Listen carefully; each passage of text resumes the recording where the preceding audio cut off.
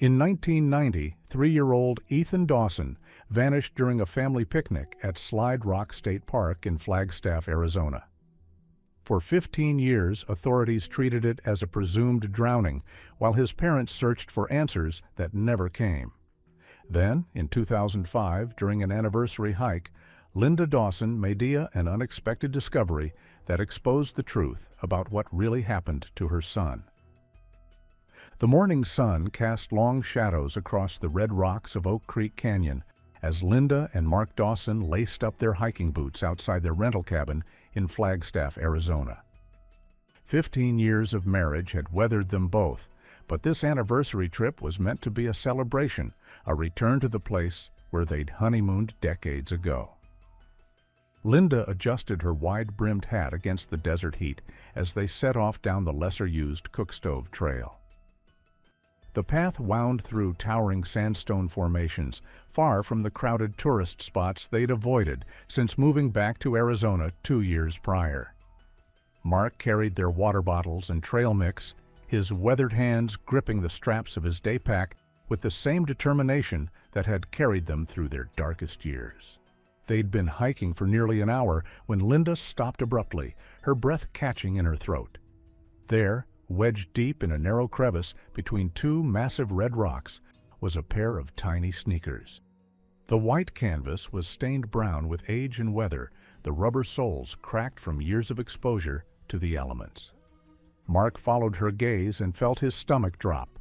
The shoes were impossibly small, sized for a toddler, with distinctive blue racing stripes along the sides. His hands trembled as he reached for his wife's shoulder. Linda's voice came out as barely a whisper. "Those are Ethan's shoes." The recognition hit them both like a physical blow. These weren't just any child's sneakers abandoned by careless hikers. The size, the brand, even the way the left shoelace was shorter than the right. Everything matched the shoes their 3-year-old son had been wearing the day he vanished from Slide Rock State Park in 1990. Mark pulled out his cell phone with shaking fingers, though he knew the signal was weak this deep in the canyon. They needed to call the sheriff's office immediately. After 15 years of wondering, of sleepless nights and unanswered questions, they might finally have their first real clue about what happened to their little boy.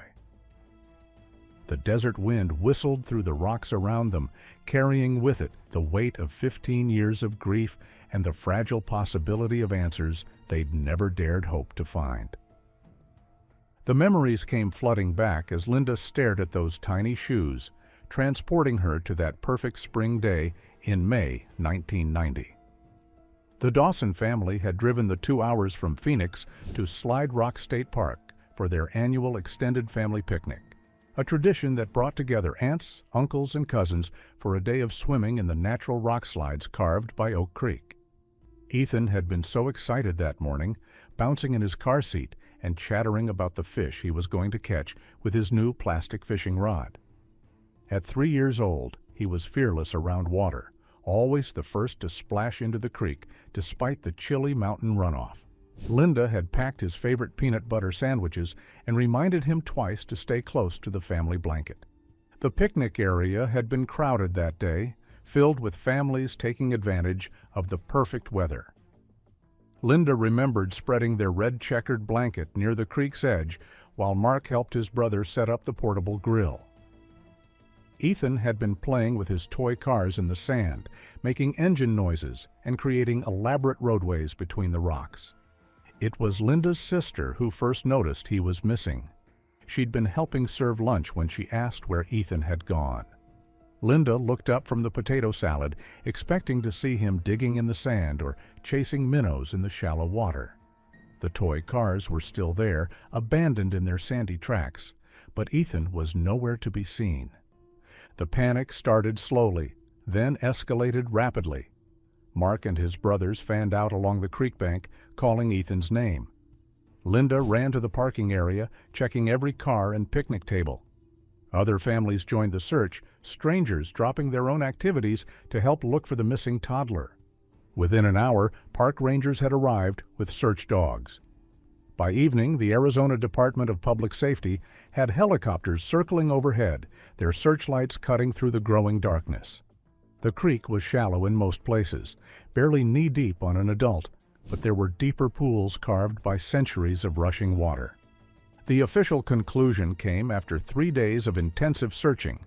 Authorities determined that Ethan had likely wandered into the creek and been swept downstream by the current, his small body carried away by the rushing water and hidden somewhere in the miles of Rocky Canyon below the park. But they never found him. Mark's cell phone finally caught a signal as they hiked back toward the main trail, and within 20 minutes, 2 Coconino County Sheriff's deputies were making their way down the rocky path to meet them. Deputy Sarah Martinez, a veteran investigator with the department's cold case unit, carefully photographed the shoes from every angle before using tweezers to extract them from the crevice. The initial response was cautious, almost dismissive. Deputy Martinez explained that Oak Creek Canyon was notorious for collecting debris from flash floods that swept down from the higher elevations. Hikers regularly discovered items that had been carried miles from their original locations: camping gear, clothing, even pieces of vehicles that had been washed away during monsoon season. Linda felt her heart sink as the deputy sealed the shoes in an evidence bag. She could see the skepticism in the woman's eyes, the practiced patience of someone who dealt with grieving families grasping at false hope. The shoes would be sent to the state crime lab for analysis, but Martinez warned them not to expect quick results or definitive answers. But Linda refused to accept the flood theory. That night in their hotel room, she spread out topographical maps of the area, tracing the path water would take during heavy rains. The crevice where they'd found the shoes was nearly 200 feet above the creek bed, tucked into rocks that showed no signs of water damage or erosion patterns. More importantly, something else was nagging at her memory. As she lay awake staring at the ceiling, fragments of that terrible day in 1990 began surfacing with startling clarity. She remembered a man at the picnic area, someone who hadn't belonged with any of the families. He'd been sitting alone at a picnic table about 50 yards from their blanket, sketching in a notebook. At the time, she'd assumed he was an artist capturing the natural beauty of the creek. But now she recalled how his attention seemed focused not on the landscape, but on the children playing in the water. She remembered glancing over several times and noticing his eyes following the kids as they splashed and played. Mark stirred beside her as she sat up suddenly. She could picture the man clearly now, middle-aged, wearing a faded denim jacket despite the warm weather, with thinning brown hair and wire-rimmed glasses. He'd had a nervous habit of tapping his pencil against the table while he watched. The next morning, Linda called Deputy Martinez and insisted on a meeting. She needed to tell someone about the stranger with the sketchbook, the man who'd been watching the children the day Ethan disappeared. It might be nothing, but after 15 years of silence, even the smallest detail felt crucial. Deputy Martinez listened to Linda's recollection with renewed interest, taking detailed notes about the sketching stranger. Within 2 days, she'd tracked down Harold Finch, a 78-year-old former park maintenance worker who now lived at Sunset Manor, a retirement home on the outskirts of Flagstaff. Harold's memory was sharp despite his age, his weathered hands steady as he sipped coffee in the facility's common room. He remembered the Dawson family picnic clearly. It had been one of the busiest days that spring, and the missing child case had haunted him for years. When Deputy Martinez described the man with the sketchbook, Harold's eyes lit up with recognition. He'd noticed the stranger too, mainly because the man had been asking odd questions about the park's layout and the creek's depth in various locations. Harold had found it suspicious that someone would be so interested in the technical details rather than just enjoying the scenery. But Harold's most significant revelation came when he described what he'd witnessed later that afternoon. Around the time Ethan went missing, he'd been checking the service road that ran behind the picnic area when he saw a man walking quickly toward an old pickup truck. The man was carrying what looked like a sleeping child wrapped in a blanket. Harold had assumed it was a father taking his tired toddler to the car for a nap. The child's legs had been dangling from the blanket, and Harold could clearly see small white sneakers with blue stripes. At the time, with all the chaos of the search beginning, he hadn't connected the two events. The truck itself had been distinctive, a faded blue Ford from the early '80s with rust spots along the wheel wells. But what Harold remembered most clearly was the unusual bumper sticker, a black silhouette of a raven with outstretched wings positioned just above the license plate. Harold's voice grew heavy with regret as he continued his story. He'd mentioned seeing the man with the child to one of the park rangers that evening, but in the confusion of the massive search effort, the information had apparently been overlooked or lost in the paperwork. For 15 years, he'd carried the guilt of wondering if he should have done more. Deputy Martinez felt her pulse quicken as she took notes. This wasn't just another dead-end lead or wishful thinking from grieving parents. Harold's description provided specific, verifiable details that could potentially be traced through old police reports and vehicle registrations. She thanked Harold for his cooperation and promised to follow up on every detail he'd provided. As she drove back to the sheriff's office, Martinez couldn't shake the feeling that they were finally on the verge of a breakthrough in the Dawson case. Back at the Coconino County Sheriff's Office, Deputy Martinez spent the next 3 days combing through dusty file boxes and digitizing old police reports from 1990. The department's record-keeping had been less sophisticated 15 years ago, with many incident reports filed only on paper and stored in chronological order rather than by case type. On Thursday afternoon, she struck gold. Buried in a stack of routine patrol reports from late April 1990 was a complaint filed by a concerned mother at Slide Rock State Park.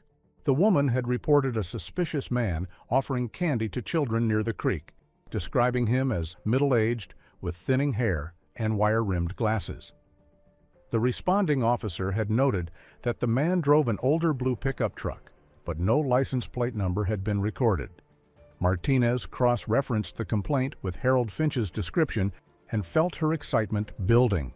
The timeline fit perfectly. The candy incident had occurred just 2 weeks before Ethan's disappearance, suggesting the suspect had been scouting the area and observing patterns of family behavior.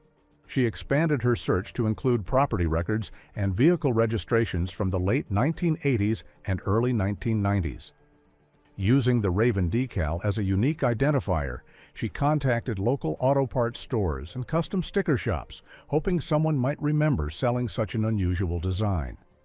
The breakthrough came from an unexpected source. Betty Morrison, who'd owned Morrison's Auto Supply in Flagstaff for 30 years, remembered the Raven decal clearly. She'd special ordered it in 1989 for a customer named Raymond Callan, a drifter who'd worked seasonal jobs around northern Arizona.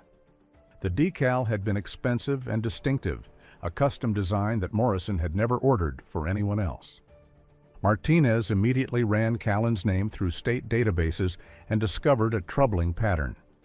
Between 1988 and 1991, Raymond Callan had been employed intermittently by the Arizona State Park Service, working maintenance and cleanup duties at various locations, including Slide Rock.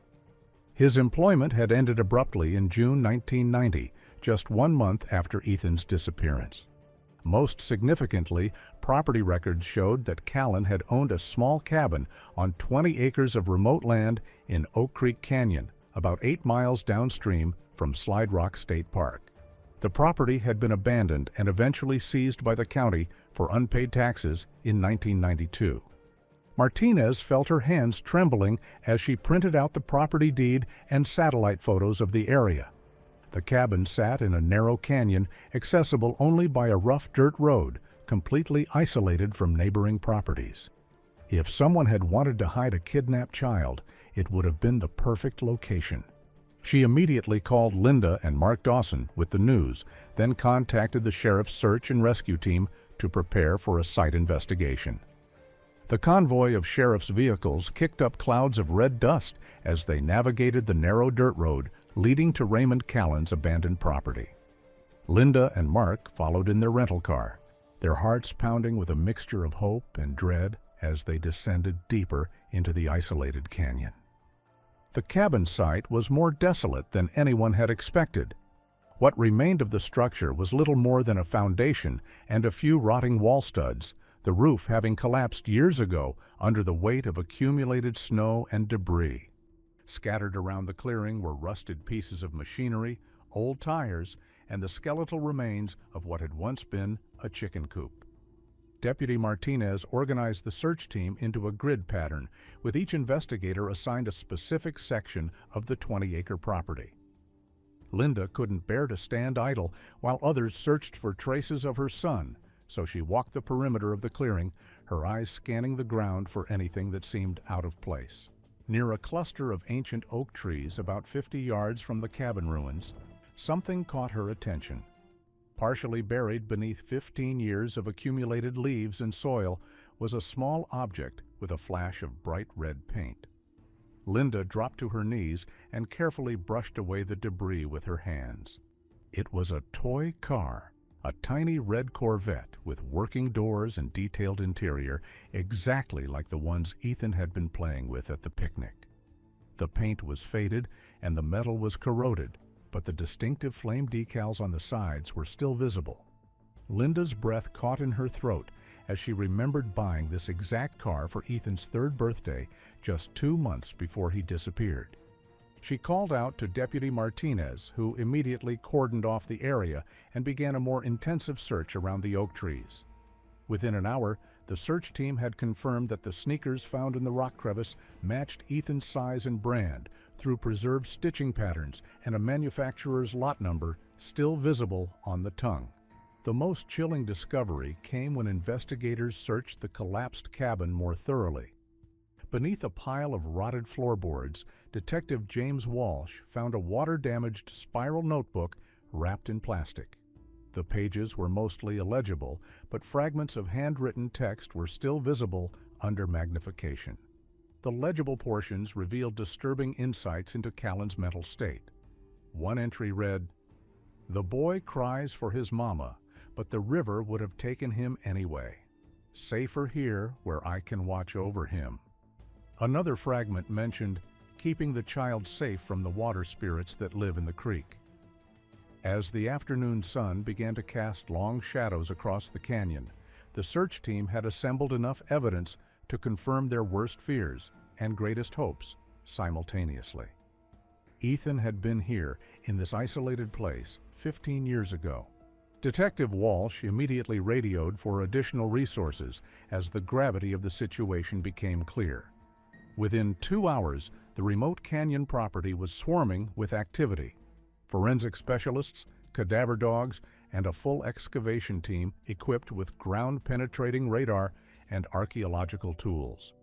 The search intensified as daylight began to fade.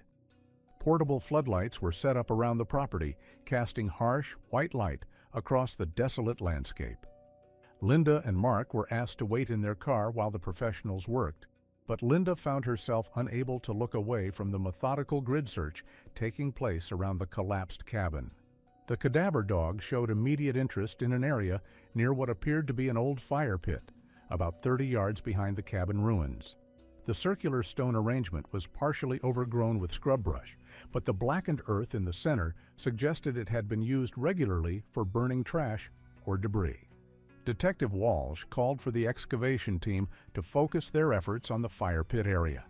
Using careful archaeological techniques, they began removing layers of soil and ash, documenting everything with photographs and precise measurements.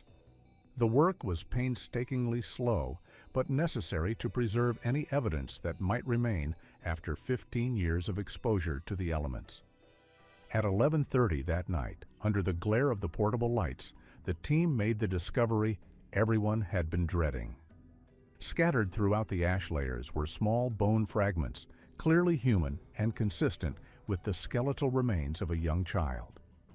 The bones showed signs of having been disturbed by animals over the years, but enough remained to confirm what everyone already suspected. Dr. Sarah Chen, the forensic anthropologist called in from Phoenix, worked through the night to carefully extract and catalog each fragment.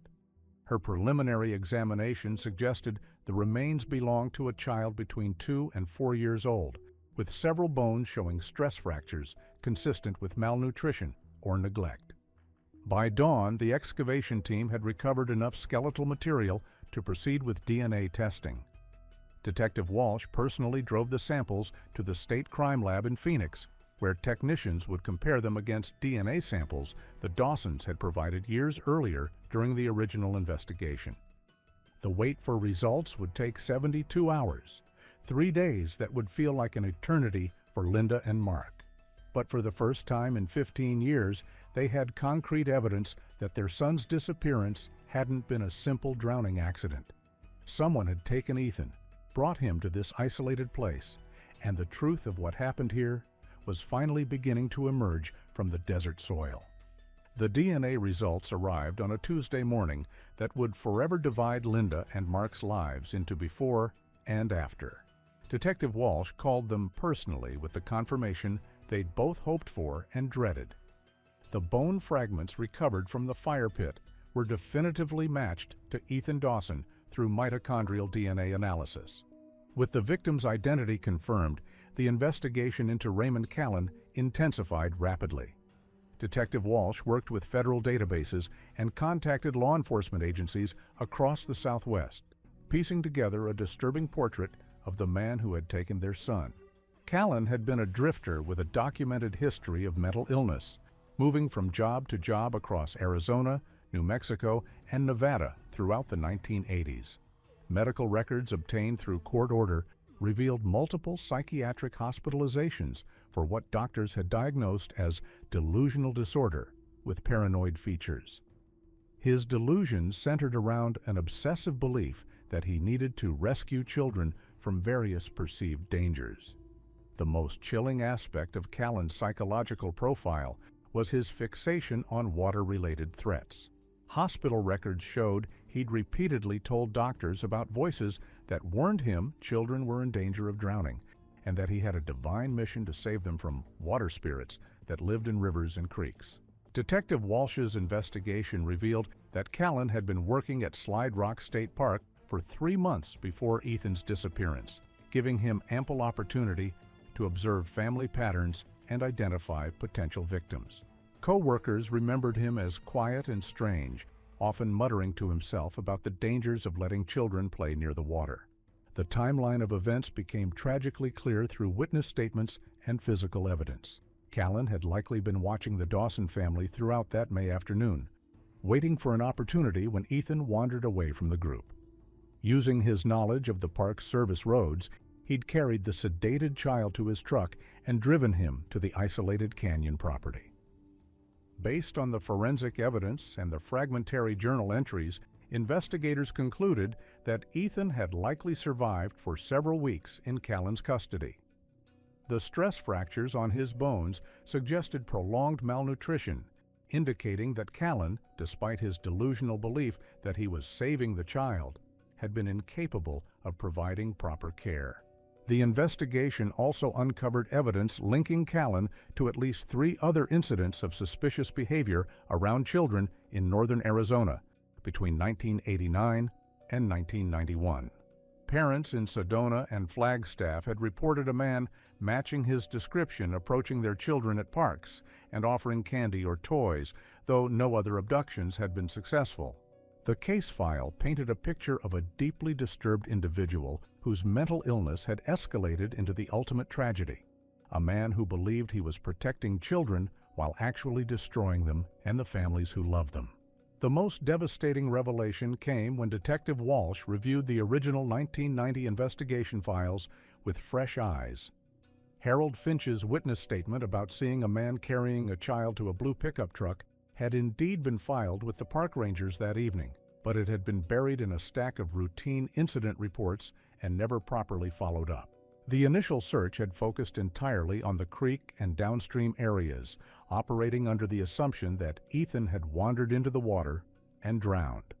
Despite multiple witness reports of suspicious activity, including the candy incident 2 weeks prior, investigators had dismissed these as unrelated to the missing child case.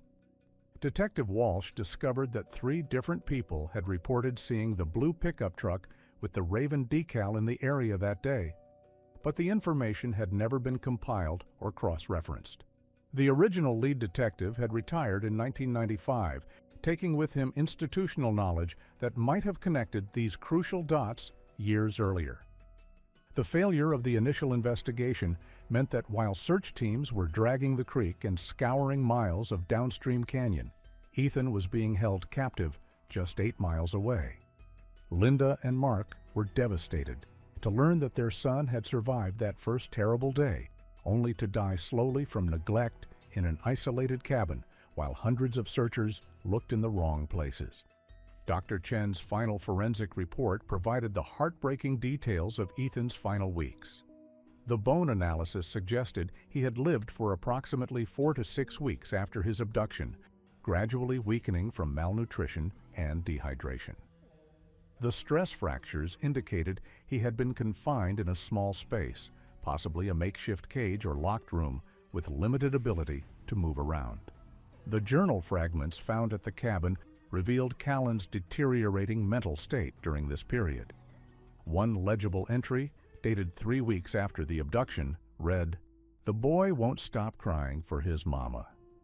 The water spirits are angry that I saved him. Maybe they were supposed to take him after all." Detective Walsh worked with the district attorney's office to determine what charges would have been filed against Callan if he had lived to face trial. The evidence supported charges of first-degree kidnapping, child abuse, and felony murder, crimes that would have carried a life sentence without the possibility of parole. The investigation also revealed that Callan's property had been searched once during the original investigation, but only superficially. A single deputy had driven to the cabin in June 1990, found it apparently abandoned, and left after a brief visual inspection. He had never searched the interior or the surrounding grounds where Ethan's remains and belongings would later be discovered. The shoes that Linda had found wedged in the rock crevice had likely been placed there by Callan himself, possibly as some kind of twisted memorial or marker.